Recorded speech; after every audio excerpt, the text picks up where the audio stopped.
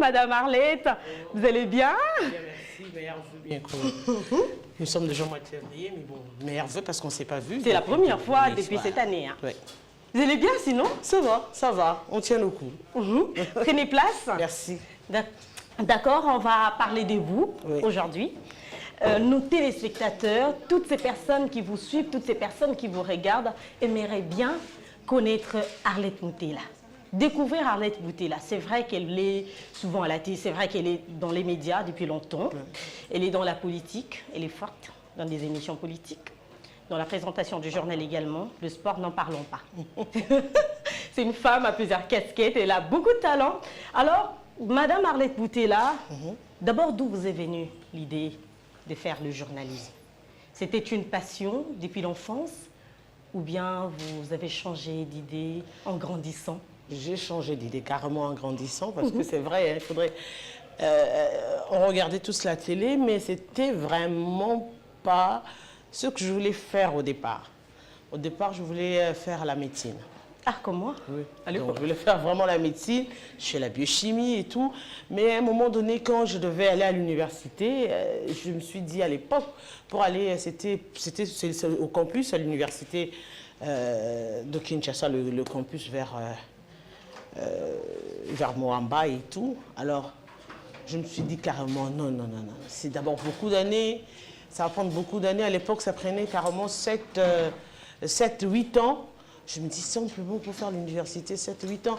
Alors, j'aurai mes amis qui auront déjà terminé en 5 ans et tout. Ça va me prendre trop de temps. Alors, je vais réfléchir à une deuxième option.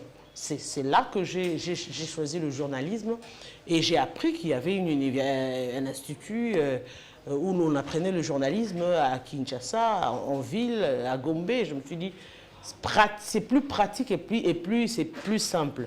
Alors, qu'est-ce que je fais? Je fais carrément le journalisme. C'est là que j'ai commencé à m'intéresser sur le journalisme en soi.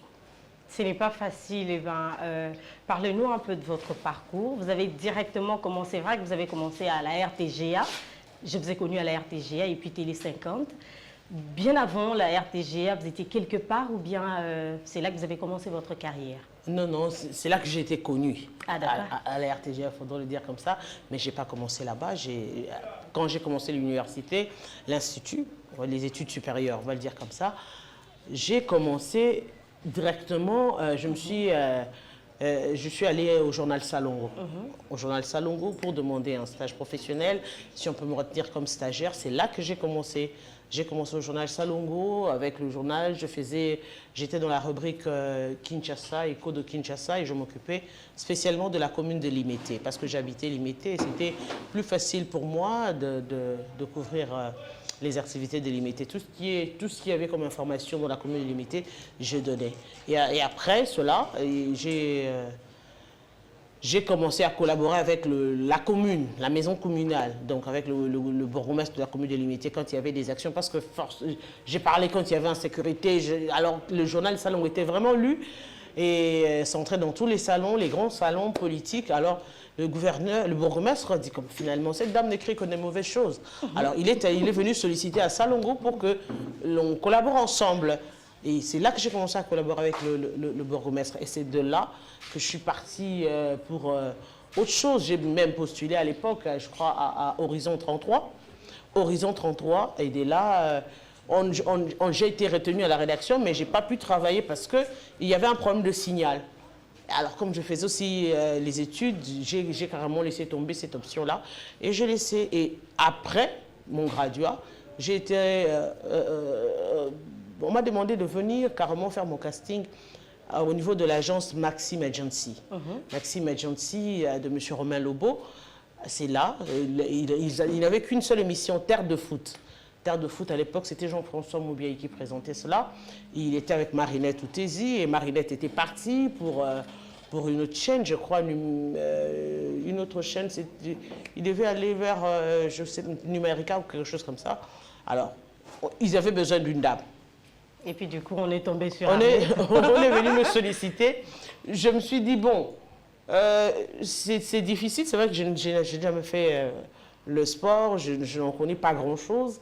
Mais comme c'était une agence, il y avait toute une équipe, il y avait des coachs. ils se sont dit non, on va aussi l'apprendre. Dans son stage, on va l'apprendre, tout ce qui est le système de jeu, loi des jeux et autres. Et à travers cela, elle va se perfectionner. Et j'ai commencé petit à petit à collaborer avec, il y avait Sylvie Baela à l'époque qui venait de Digital Congo, elle était à la RTGA. Elle était à la RTGA et puis elle est venue, non, elle n'était pas encore digitale. Elle est venue, après la RTGA, elle est venue à Maxime et Gentil. C'est là qu'on a commencé à collaborer. C'est là que je me suis mise à apprendre tout ce qui est foot. C'était spécialement foot, une émission de football qui était diffusée sur Raga Plus. Voilà, donc c'est de là que j'ai commencé, on a commencé à apprendre et tout. Et après, et de Raga, comme Sylvie Baïl était venue aussi de l'autre côté à Maxime Agency, j'ai été sollicitée par Dixon Yala. Et c'est à partir de là que je suis allée à la RTGA. Voilà, donc je me suis perfectionnée parce que c'est vraiment une chaîne. Et j'ai appris autre chose, j'ai appris d'autres émissions. Je n'étais pas que dans le sport, pas que dans le foot, j'étais maintenant dans le sport et dans les animations matinales, dans les plateaux spéciaux. Et c'est là vraiment que la mayonnaise a pris. Une femme dans les médias, c'est vrai que dans tous les domaines, c'est pas toujours facile pour la femme d'émerger. Une femme dans les médias, pour se démarquer, qu'est-ce qu'il faut? Il faut les talents ou carrément savoir bien parler? Le talent et la détermination. Ah d'accord. Oui, le talent et la détermination. Parce que, bien parler, oui, on en a connu de celles qui sont venues, elles parlaient bien, mais très souvent, c'est pas de longue durée. On va vous prendre pour un temps et après, il y aura une autre qui va être aussi belle, qui saura aussi parler. Et puis, quand il faudra maintenant sélectionner, vous allez vous faire éliminer. Mais quand il y a la compétence et la détermination, je crois que ce sont les deux éléments qui permettent à ce jour à la femme de résister quand même dans le domaine des médias. Alors, on va parler de la femme dans les domaines professionnels. Hein. C'est vrai qu'il y a une différence physiquement entre l'homme et la femme, mais c'est quoi la vraie différence dans les mondes professionnels? La différence entre l'homme et la femme, c'est situé à quel niveau? Sur le plan professionnel, je ne pense pas qu'il y ait de différence. C'est plus, je dirais, dans l'imaginaire des gens et dans les réalités vis-à-vis de l'homme et de la femme. Les femmes, c'est vrai qu'elles peuvent être intelligentes, compétentes, déterminées, mais les hommes ont tendance à vouloir les comparer avec les hommes. Toujours cette stigmatisation. Voilà. Donc, on veut qu'on agisse comme des hommes, alors qu'on ne peut pas agir comme des hommes parce que nous sommes des femmes. On a notre compétence, mais on doit nous mettre dans un environnement qui respecte les normes de la femme. C'est-à-dire, elle peut être compétente, elle peut se marier, elle aura des exigences par rapport au mariage. Il faut le comprendre comme ça. C'est vrai qu'elle va être tout le temps cela, mais il est difficile, par exemple, à une maman de tout le temps être partie alors qu'un enfant est malade. Donc, vous devez comprendre qu'à un moment donné, dans certains moments, l'enfant peut se retrouver malade et elle ne pas être là parce que l'enfant doit être malade. Et ce sont ces choses qui ne permettent vraiment pas à un moment donné aux hommes de penser que les femmes sont égales sur le plan intellectuel Donc, pour vous, il n'y a pas égalité entre l'homme et la femme, hein? Si, sur le plan intellectuel, oui. Qu'en pensez-vous de la parité, quand on parle de la parité entre l'homme et la femme? Il y a égalité? Il y a égalité sur le plan de compétences. Oui, il y a égalité sur le plan de compétences. Seulement, comme je l'ai dit, ailleurs, on évolue. Il y a des lois maintenant qui permettent à la femme de mieux s'exprimer. Par exemple, au travail, il y a des salles d'allaitement, par exemple. Les salles d'allaitement, le temps d'allaitement. C'est-à-dire, on comprend que la femme est là, mais quand elle a accouché, elle doit aussi allaiter son enfant. Donc, qu'est-ce qu'on fait si on a besoin d'elle parce qu'elle est compétente? On crée des salles d'allaitement. C'est-à-dire, elle peut être là, la babysitter est de l'autre côté, elle gère l'enfant pendant qu'il faut allaiter son enfant. Elle quitte le bureau, elle va dans la salle d'allaitement, elle allaite son enfant, et puis elle revient faire son travail. Ici au Congo. C'est ça le mal maintenant. C'est-à-dire, vous voulez qu'on devienne des hommes alors qu'on n'est pas des hommes. Mais vous-même, vous chantez, surtout pendant le mois de femmes, on chante tout le temps. Non, on le chante parce que les hommes veulent prendre ça comme prétexte de ne pas mettre la femme dans les postes de décision. Parce que la guerre, c'est à ce niveau-là.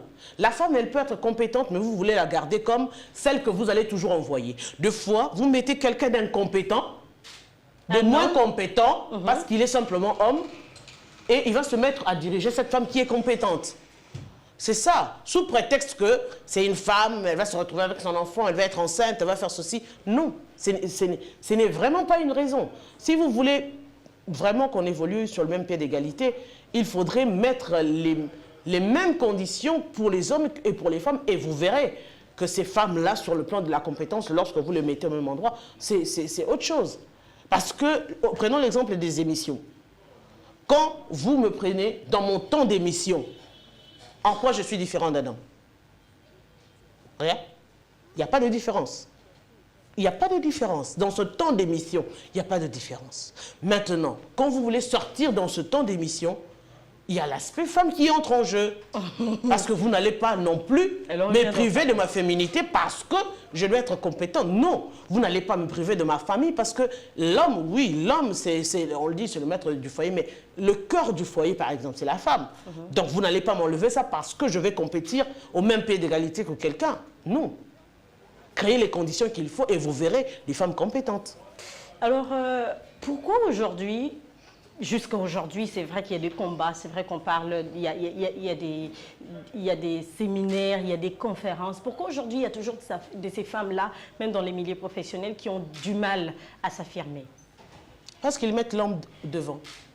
Et qu'est-ce qu'ils doivent faire? La femme estime qu'elle doit bénéficier de l'approbation de l'homme. En tout cas, je ne suis pas féministe. Pas du tout, le moins du monde. Au moins, vous mettez un petit bémol. C'est-à-dire, la femme qui est compétente attend qu'un homme lui dise que tu es compétente. Je trouve vraiment ça aberrant. Vous allez à l'école ensemble avec un homme, vous étudiez ensemble, et au finish, vous voulez que lui, qui a appris au même moment que vous dise que vous êtes compétente. Alors qu'eux n'attendent pas qu'on leur dise qu'ils sont compétents. Ils viennent et ils arrachent les choses. Et c'est cette ardeur-là. Et l'homme, très souvent, parce qu'on se met à la tête, le problème de la femme, c'est quoi? On peut être là. On est en train d'évoluer. On a un projet. Ça évolue très bien. Mais il suffit qu'un homme entre. Il te drague, il me drague, c'est fini, on se sépare. Et même les projets tombent dans l'eau. C'est ça le problème. Vous imaginez un peu. On oublie alors que deux hommes qui ont un projet ensemble, une femme vient, ils draguent la femme, ils couchent avec la femme, ils maintiennent leur projet. C'est ça la différence avec la femme. L'homme reste rationnel. L'homme reste rationnel. La femme est trop sentimentale. Émotionnelle. Elle pense que c'est avec ce sentiment-là qu'elle va gagner les choses. Non. Dans le monde professionnel, c'est la compétence, c'est un combat au quotidien. Et malheureusement, nous attendons qu'on nous offre les choses. Combien aujourd'hui d'entreprises dirigées par les femmes? On doit compter du doigt. Et bien qu'en politique aujourd'hui, on nous donne ça comme un cadeau de représentativité pour dire que oui, ils sont genrés, ouais, ils ont respecté le 11%. C'est comme si c'est un cadeau, c'est comme on dit, non, on peut pas, c'est comme les Américains, ils le font. Aujourd'hui, on se dit, si on doit tourner un film pour que tout le monde regarde, il faut qu'on ait des noirs à l'intérieur. Ok? Il faut qu'on ait des bisexuels à l'intérieur. Parce que c'est la forte communauté, tout le monde se retrouve pour consommer facilement. C'est ce qu'il faut.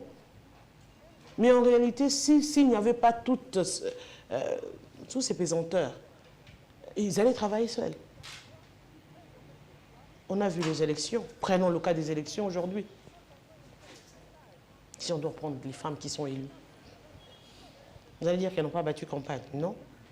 Parce qu'à un moment donné, c'est les présidents des partis et regroupements politiques qui décident.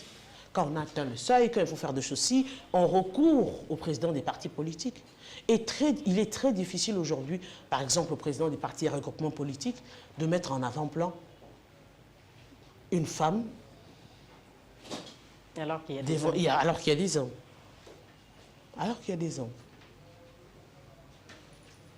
Parce que la femme, quand on la voit, on me regarde comme ça, on dit qui est derrière elle.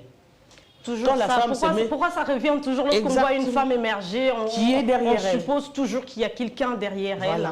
Et pourtant, elle peut aussi s'effrayer le chemin par ses propres forces et ses capacités. Mais moi, je me pose la question, quand on dit qui est derrière elle, elle a son intelligence. Pourquoi on ne pose pas cette question aux hommes seulement? Quand un homme est en train d'émerger, on ne se dit pas qui est la femme qui est en train de le pousser derrière, qui est cette femme-là qui est en train de lui donner de l'argent pour qu'elle émerge. On estime qu'il est suffisamment compétent pour émerger seul.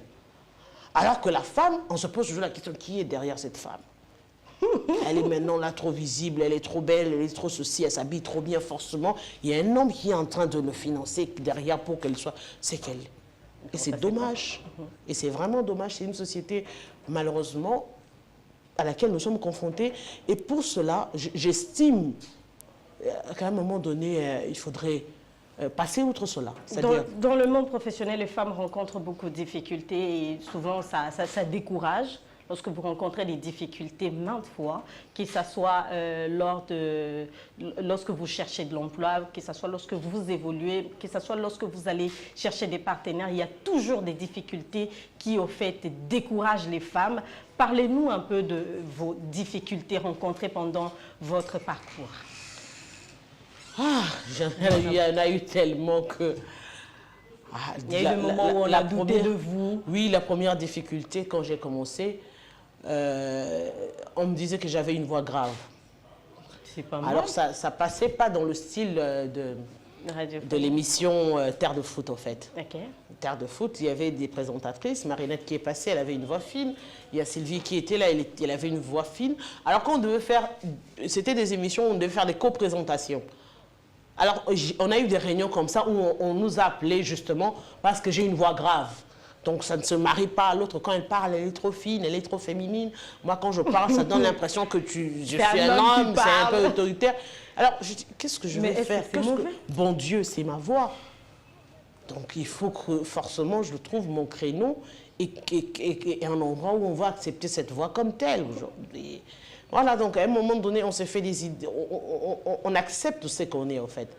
Ça, c'était la première difficulté. La deuxième difficulté, j'ai eu, moi, à connaître cela, que je ne peux pas gérer les hommes, quoi. C'est-à-dire, oui, tu es compétente, mais elle ne peut pas être chef.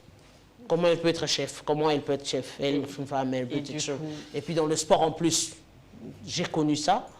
Là, ce sont vos confrères qui n'étaient pas d'accord ou bien... Non, à l'époque, je me rappelle encore à la RTGA, c'était un des directeurs. Qui n'était pas d'accord avec ça. Qui n'était pas d'accord avec ça, qui estimait que bon, cette émission-là serait mieux présentée par un homme. Et heureusement, on a eu des collaborateurs, des confrères avec qui à qui on a proposé cela, qui ont venu, qui ont partagé, qui ont dit non, on trouve que chacun est mieux à sa place et tout. Donc ça veut dire que je crois que ça ne finira jamais. C'est que j'ai compris que ça ne finira jamais. Parce que même maintenant, là, il y a des gens, par exemple, qui doutent, qui estiment que telle émission, non, ça devait être un homme, tu vois, si elle parle politique, ce plateau-là, c'est bien un homme, elle saura gérer les invités. C'est éternel. Je crois qu'on sera toujours redouté. Et en Afrique, je crois que c'est ça, quoi. Donc, c'est dans la nature, c'est dans la société. On a du mal à accepter qu'une femme émerge et elle évolue, qu'elle ait tout ça en elle.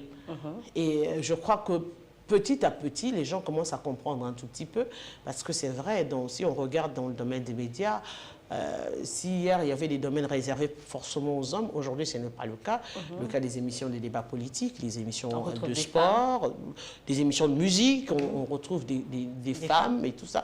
Le problème, c'est seulement la femme qui doit penser, arrêter de penser à un moment donné qu'elle peut être chosifiée.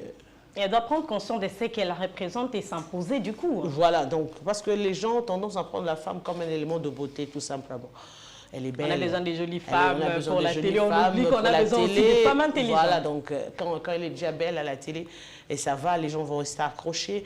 Mais au-delà de ça, ce n'est pas tout. Parce que personnellement, je prendrai l'exemple de l'émission que je présente actuellement, ça fait débat.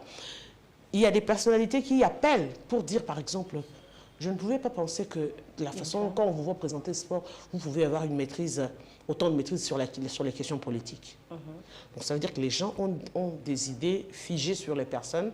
C'est à nous et je dirais aux patrons des médias de faire valoir cela. Nous, on a cette chance avec Jamaïca Samba qui a ce talent-là, cet œil-là de coaching, il sait détecter le talent, il sait voir qu'il y a quelque chose en quelqu'un. Et alors, quand on vous fait ressortir comme ça, les gens découvrent.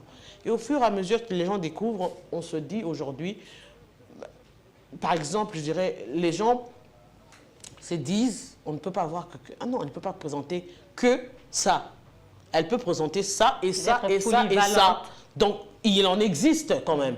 Donc, il ne faudrait pas forcément retenir les gens dans un carcan. Il faudrait les exploiter pour découvrir les potentialités des gens. C'est un cas aujourd'hui et je crois que dans la plupart des médias également, on est en train d'adopter cela. C'est-à-dire, vous n'avez pas que des présentateurs que pour ça. Donc, ils ont pour ça, ils peuvent faire aussi ça, ils peuvent faire aussi autre chose. Et c'est encourageant, vraiment pour la jeune fille d'aujourd'hui parce que on se dit, si on doit arriver à partager cela avec la jeune fille d'aujourd'hui. Parce que, je dirais, le milieu des médias, dans toute sa diversité, avec les réseaux sociaux, avec tout ce qu'il y a, avec toutes ces plateformes. Traditionnelles au numérique. Voilà. On a tendance plus, actuellement, je dirais même numérique. Si vous parcourez, c'est des femmes qui parlent soit de la beauté, soit de l'habillement, soit des hommes. Et plus des hommes. Alors que l'on pensait que c'était des vieilles mamans. Coach voilà, des vieilles mamans. On pensait que c'était des vieilles mamans qui. Des mamans qui mais maintenant, on se rend compte, malgré qu'on est un plus intellectuel, on va plus à l'école. Mais on parle des hommes, on se dispute des hommes dans les réseaux sociaux. C'est vrai, je trouve que c'est vraiment trop bête, quoi. C'est vraiment trop bête de limiter toute une vie sur comment plaire un homme, comment satisfaire un homme, comment arracher un homme. Alors que les gens, ils s'en foutent de nous, carrément. Il faut qu'on le dise. Hein. Ils s'en foutent carrément de ce que vous faites parce qu'ils ont un choix. Ils veulent, ils vont comme ils veulent. Voilà, donc, c'est prendre conscience de ce qu'on est. Et du coup, ça dépend aussi de la vision, ça dépend des objectifs d'une femme à une autre. Exactement. Et du coup, on voit ces femmes qui sont toujours dans la distraction au lieu de voir l'essentiel, de penser à l'essentiel. Elles sont toujours dans la distraction. Alors, il y a une jeune femme qui vous regarde en ce moment, qui vient à peine de commencer sa carrière dans le journalisme. C'est vrai que vous avez parlé de la diversité, être polyvalente dans ces métiers. Qu'est-ce qu'il faut faire pour être polyvalente dans ces métiers ? Il faut avoir suffisamment de connaissances dans le domaine de la culture générale. Ok. On a de moins en moins des gens cultivés. Oui, des gens qui parlent sur les réseaux sociaux, des gens qui ont fait des études, un cursus universitaire, oui, mais moins des gens cultivés. Alors que quand on parle des intellectuels, c'est quelqu'un qui maîtrise toutes les questions. Si pas en profondeur, mais quand même on a une idée générale des choses. Et de moins en moins, on a ces genres de personnes. Quand vous voulez parler, par exemple, des questions du football, du sport, on ne maîtrise rien. Vous allez dans la religion, ils ne maîtrisent rien. Vous allez dans la culture, ils ne maîtrisent rien. J'ai assisté à un jury... Il y a d'autres qui disent même, je suis pas seulement dans les faits des sociétés. On était membre du jury d'un concours sur le journalisme. On prend un jeune qui dit par exemple, moi j'aimerais devenir chroniqueur. Je lui pose la question, vous connaissez Johnny Hallyday? Il ne connaît pas Johnny Hallyday. Comment vous pouvez parler de la musique sans connaître les grands noms de la musique, sur le plan national, sur le plan africain, sur le plan international? J'arrête, je lui dis, vous connaissez James Brown? Il ne connaît pas James Brown. Est-ce que pour que je connaisse James Brown, forcément je dois faire la chronique musicale? Non. Ça veut dire que ce sont des noms qui font partie aujourd'hui, quand on veut apprendre les choses dans les différents domaines, on ne peut pas apprendre la musique sans parler de James Brown. C'est comme aujourd'hui en RDC, on ne peut pas parler de la musique sans parler par exemple d'Abeti Masikini. Alors, comment tu peux venir, tu viens, je veux faire la musique, je veux devenir musicienne, tu ne connais pas Betty Masikini, tu ne connais pas Pongolov. Et une fois que j'ai développé cette culture générale, il y a quoi d'autre? Au-delà de la culture générale, il y a ce souci de toujours se remettre toujours en question. Ne jamais se dire que je suis arrivé. Parce qu'on n'est jamais arrivé. Une femme star, c'est facile à vivre. Ah yes. C'est pas facile à vivre. C'est pas facile à vivre. Comment ça? C'est pas facile à vivre parce que... Tout le temps sous les projecteurs, devant la scène. Vraiment. On est tout le temps sur les projecteurs. Et quand vous avez par exemple un homme qui ne connaît pas trop ce domaine-là, ça sera des difficultés. Mais c'est quand quelqu'un qui connaît quand même le milieu des médias, des réseaux sociaux, c'est un peu plus digérable. Mais c'est difficile. Parce que, moi je prends mon cas, je me dis, je suis assez visible. Je vais faire en sorte que ma famille reste une famille normale.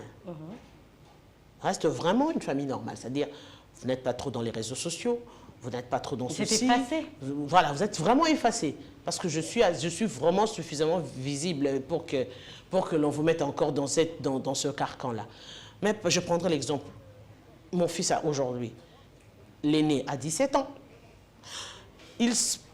Maintenant, il comprend maintenant que ma maman, c'est une célébrité.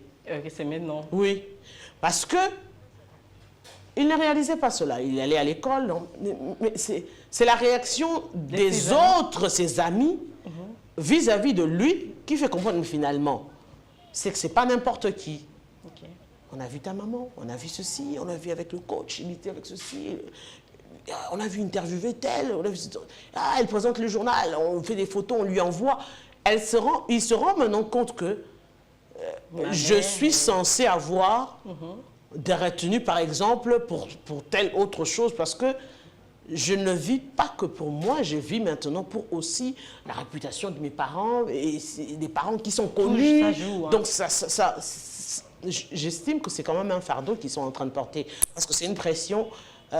en principe, qui ne les concerne pas, mais à laquelle ils ont trouvé ça comme ça, ils doivent s'y faire avec ça. Donc, c'est pas facile, mais bon. Ça va faire plus d'une vingtaine d'années que vous êtes dans ces métiers, que vous évoluez dans ces métiers.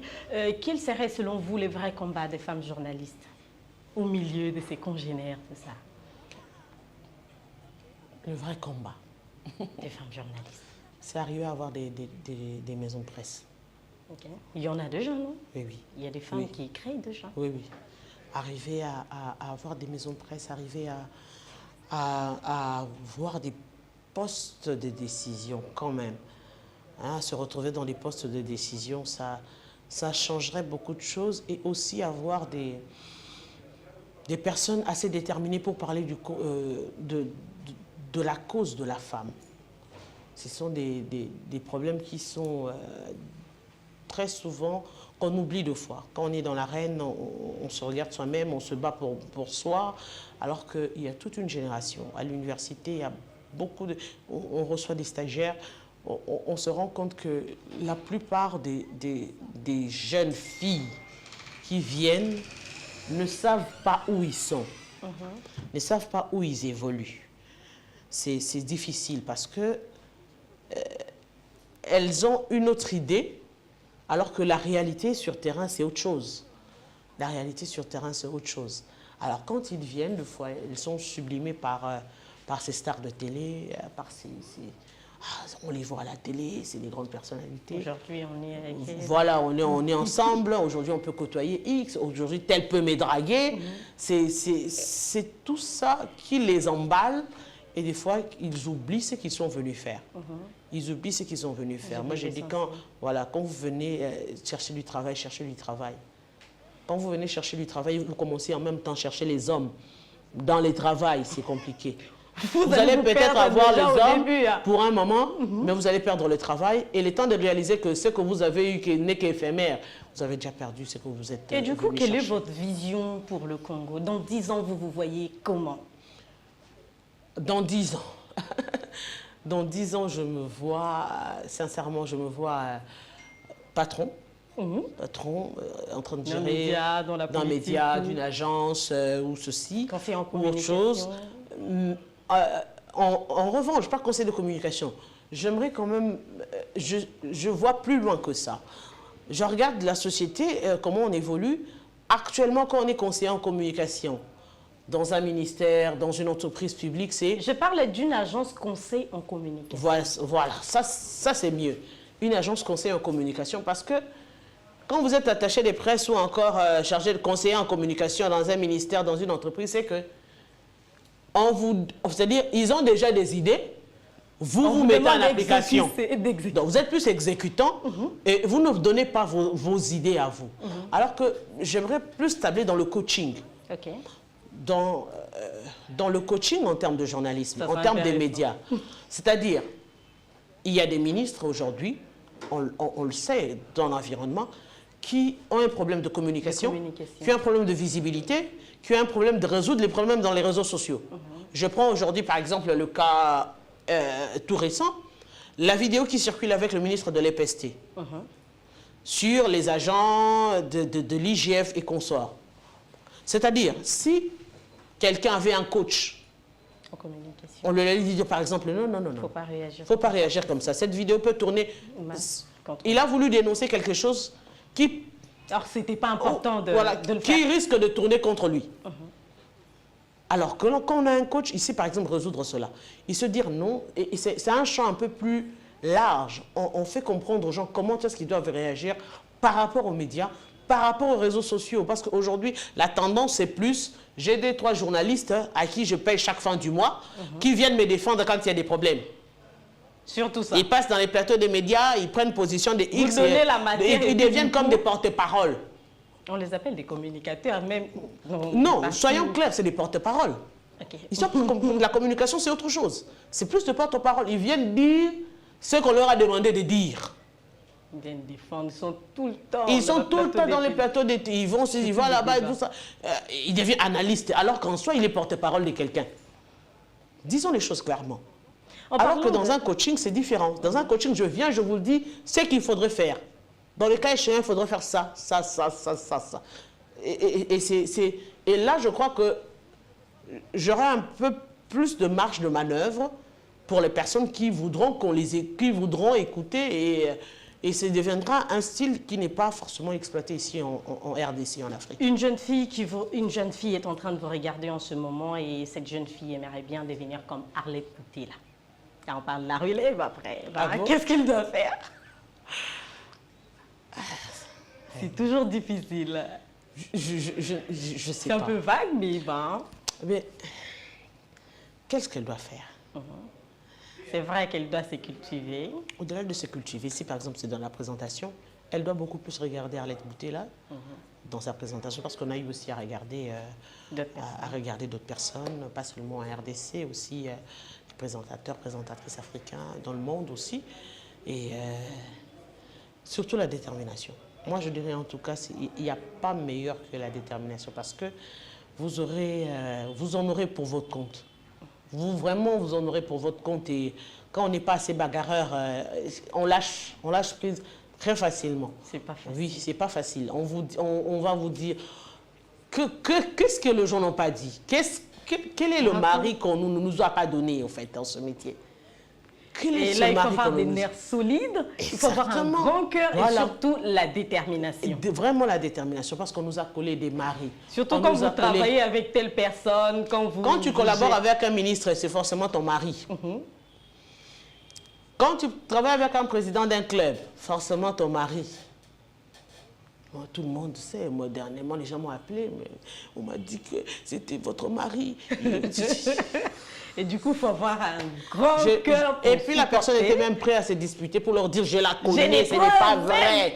Ce n'est pas vrai ce que vous dites. Mais les gens avec qui il discutait étaient tellement déterminés qu'on ne pouvait pas leur dire autre chose. Et je dis, malheureusement, c'est le prix de la célébrité dans ce travail. Et c'est le prix du souci, de la persévérance, des efforts, de percer au fait.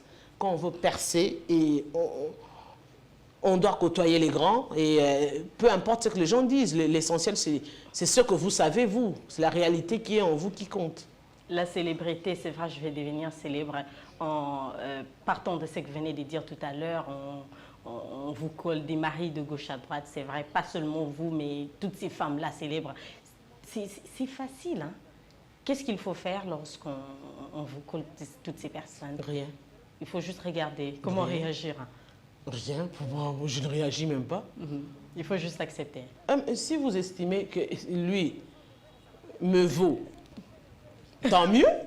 Merci Arlette Boutella. Tant mieux. Qu'est-ce que je... Parce que c'est... En fait, c'est là qu'on comprend que l'on est en train de monter.